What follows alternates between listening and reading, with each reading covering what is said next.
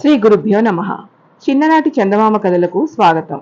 ఈనాటి కథ శీర్షిక తెనాలి రామలింగం. రామలింగం కాళికాదేవి వరం వల్ల గొప్ప కవి అయినాడు. కానీ ఏమి లాభం? ఆ రోజుల్లో కవులకు పెద్దగా ఆదరించగలిగే వాళ్ళు తెనాలి చుట్టుపక్కల ఎవరూ లేరు. ఒక్క విజయనగరం మహారాజు శ్రీకృష్ణదేవరాయలు మాత్రం తెలుగు కవులను ఆదరిస్తూ ఉండేవారు. ఆ సంగతి తెలిసి రామలింగం ఎన్నో కష్టాలు పడి విజయనగరం చేరుకున్నాడు. ఇన్ని ప్రయాసలు పడి చేరుకున్నా రాజుగారి దర్శనం దొరకడం మాత్రం అంత సులభం కాలేదు. రాజు ఆస్థానంలో ప్రవేశించడాన్ని మాట అటు ఉంచి రామలింగం ఆ ఊళ్ళో విచారిస్తే రాయలవారి గురువుగారైన తాతాచార్యుల వారిని పట్టుకుంటే తప్ప రాజస్థానంలో సులభంగా చేరలేమని తెలిసింది. అప్పటి నుంచి రామలింగం తాతాచార్యుల వారికి సేవ చేయటం మొదలుపెట్టాడు. ఇలా 3 మాసాలు శ్రమపడ్డాడు. ఆచార్యుల వారి అనుగ్రహం కలగలేదు. నీ బోటి కుర్రాళ్లకి రాజుగారి దర్శనమేమిటి, నీ కవిత్వం వారికి వినిపించడం ఏమిటి అని నవ్వాడు. ఆఖరికి రామలింగానికి విసుగు పుట్టి ఒకనాడు ఆస్థానం బంట్రోతుకు లంచమిస్తానని చెప్పి దర్బార్లో ప్రవేశించాడు. అప్పుడు దర్బారులో పెద్ద వేదాంత చర్చ జరుగుతున్నది. ఒక పండితుడు ఈ ప్రపంచమంతా మిథ్య అని, మనం చూసేది అంతా కల్పితమని చెప్తున్నాడు. సభలోని వారంతా ఆశ్చర్యంతో నోరు తెరుచుకుని వింటున్నారు.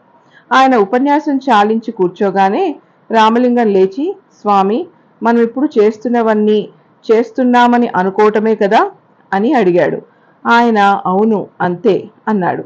అయితే స్వామి, మహారాజు గారు ఇప్పుడు మనకు భోజనాలు పెట్టిస్తారు కదా, మీరు తినకుండా మానుకోండి. ఈ ప్రపంచం మిథ్య కాదనుకునే మాబోటి వాళ్ళం కొంతమంది మీ భోంచేస్తాం అన్నాడు రామలింగం. సభలోని వాళ్ళంతా గొల్లున నవ్వారు. పాపం ఆ వేదాంతి చిన్నబోయాడు. రాయలవారు రామలింగం సమయస్ఫూర్తికి మెచ్చుకుని ఆ స్థానంలో చోటిచ్చాడు. ఈ విధంగా రామలింగానికి కోరిక నెరవేరింది. ఇక తాతాచార్యుల వారి పని ఎట్లా పట్టాలా అని ఆలోచన మొదలుపెట్టాడు. తాతాచార్యుల వారికి తెల్లవారుజామునే లేచి తుంగభద్రా నదికి పోయి స్నానం చేయటం అలవాటు. ఈ సంగతి రామలింగం తెలుసుకుని ఒక రోజున తాతాచార్యుల వారు స్నానం చేస్తుండగా గుడ్డలు తీసి దాచాడు. ఆచార్యుల వారు స్నానం చేసి బయటకు వచ్చి చూసుకుంటే గుడ్డలు లేవు. రామలింగం అప్పుడే ఏమీ తెలియని వాడిలాగా ఒకవైపు నుంచి వచ్చి ఆచార్యుల వారిని పలకరించాడు.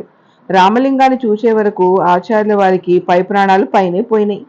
ఇది రామలింగం పనేనని గ్రహించి బ్రతిమాలడం మొదలుపెట్టాడు. రామలింగం కాసేపు బ్రతిమాలించుకుని ఆఖరికి ఒక షరతు మీద గుడ్డలు ఇవ్వడానికి ఒప్పుకున్నాడు.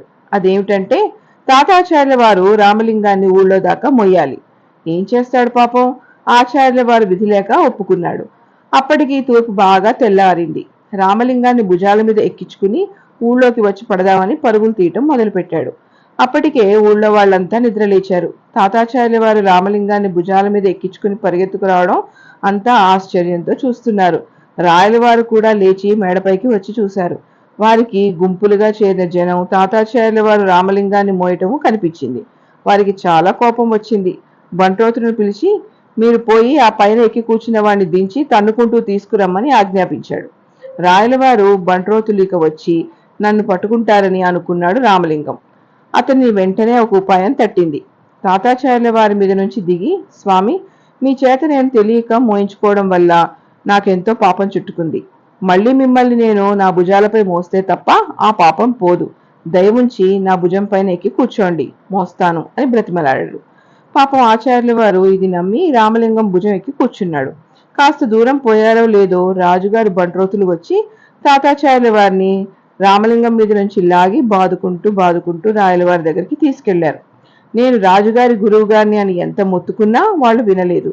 రాయలవారికి గురువుని ఆ అగచాట్లు చూసేసరికి మరీ కోపం వచ్చింది. రామలింగాన్ని పట్టుకుపోయి గోతిలో పాతిపెట్టి ఏనుగుల చేత తొక్కించమని ఆజ్ఞాపించాడు. ఈ విధంగా తాతాచార్యుల కడుపు మంట చల్లారింది. రామలింగం చావకుండా ఎలా తప్పించుకున్నాడో 2వ భాగంలో విందాం. రామలింగాన్ని గోతిలో కుతిక వరకు పూడ్చిపెట్టి ఏనుగుల చేత తొక్కించమని రాయలవారు ఆజ్ఞాపించారని మనం చదువుకున్నాం కదా కిందటి భాగంలో. సరే, రాయలవారి ఆజ్ఞ ప్రకారం 2 సేవకులు రామలింగాన్ని ఊరి బయటకు తీసుకువెళ్లి ఒక గొయ్యి తవ్వి అందులో కుతిక వరకు పూడ్చిపెట్టారు. ఇంకెక్కడ తప్పించుకుంటాడులే అనుకుని సేవకులు రామలింగాన్ని వదిలి ఏనుగుల్ని తీసుకురావడానికి తిరిగి ఊళ్ళోకి వచ్చారు. ఈలోగా ఒక గూని చాకలివాడు ఆ దారిన వస్తూ రామలింగాన్ని చూసి, ఇదేంటి బాబయ్య ఇలా పాతిపెట్టారు తమర్ని, ఎవరు బాబు మీరు అని అడిగారు. మన రామలింగానికి వెంటనే ఒక ఉపాయం తట్టింది.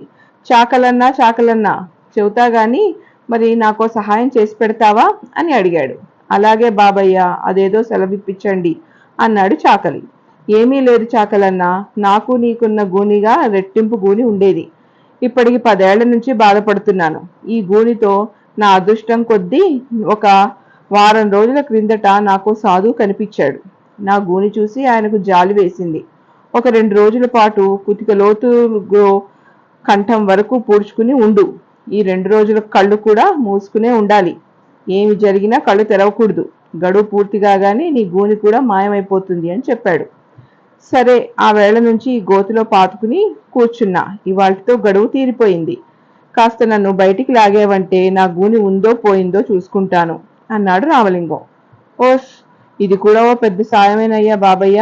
మీ గూని పోయిందంటే నేను మీలాగే 4 రోజుల పాటు కళ్ళు మూసుకుని నా గూని పీడ కూడా వదిలించుకుంటా అన్నాడు చాకలి.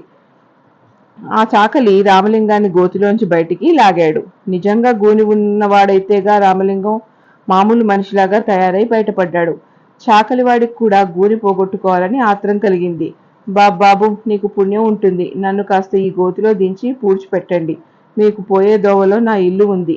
మా ఇంటిదానికి ఈ కబురు కాస్త అందించి దాన్ని వచ్చి మూట తీసుకెళ్లమనండి అని ఆత్రంగా కోరాడు చాకలివాడు రామలింగాన్ని. అలాగే లేవోయ్, నా బాధ వంటిదే నీది కూడాను. కానీ నువ్వు మాత్రం ఈ వారం రోజులు కళ్ళు తెరవకూడదు. ఏమి ప్రమాదం జరిగినా సరే అన్నాడు రామలింగం.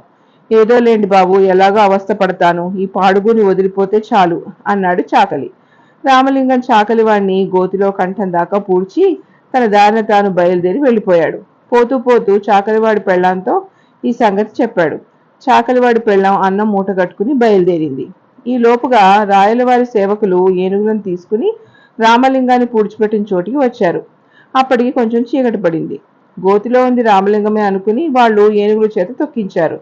కళ్ళు తెరిస్తే ఏమవుతుందో ఏమోనని పాపం చాకలివాడు అలాగే గుట్టుచప్పుడు కాకుండా ఊరుకున్నాడు. ఇంకేముంది, పచ్చడి అయిపోయాడు.